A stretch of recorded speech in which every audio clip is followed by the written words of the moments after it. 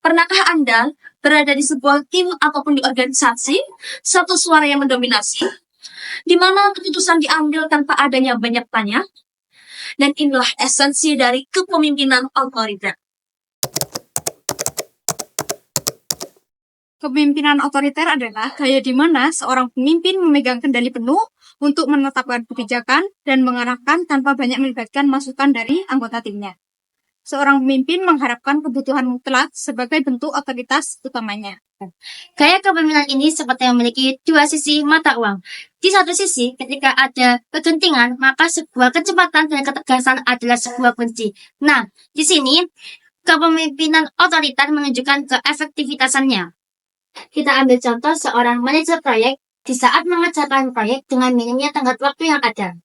Nah, di sini, sebuah kejelasan instruksi dan minimnya perdebatan akan mempercepat dan mencegah adanya kebingungan. Lebih lanjut, jika di dalam tim tersebut kemasukan anggota dan anggota itu tidak berpengalaman dalam memerankan tersebut. Seorang pemimpin yang otoriter itu harus menyediakan bimbingan atau struktur yang jelas. Bimbingan tersebut sangatlah membantu terhadap tim atau seorang yang kurang berpengalaman miskin.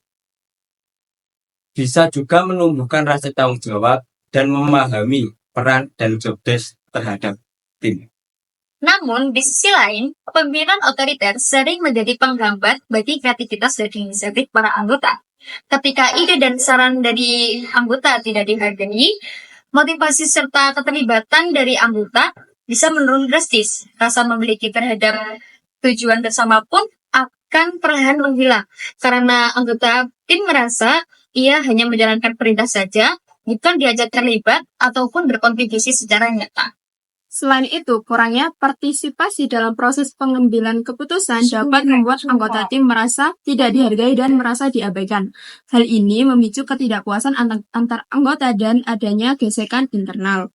Seorang pemimpin yang selalu mengambil keputusan sendiri, beresiko membuat keputusan itu menjadi tidak optimal karena kurangnya perspektif antar anggota tim yang mungkin memiliki informasi ataupun keahlian yang lebih relevan.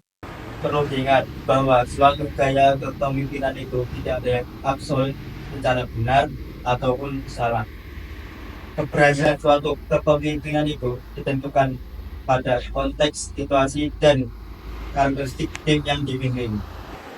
Kepemimpinan otoriter mungkin menemukan tempatnya tersendiri, namun untuk pandangan jangka panjangnya, gaya kepemimpinan kolaboratif, partisipatif, mungkin lebih baik dalam membentuk tim yang termotivasi dan inovatif, bahkan lebih sukses. Lalu, bagaimanakah pandangan Anda? Dan apakah pernah Anda bekerja di bawah kepemimpinan otoriter? Jangan lupa sharing di kolom komentar.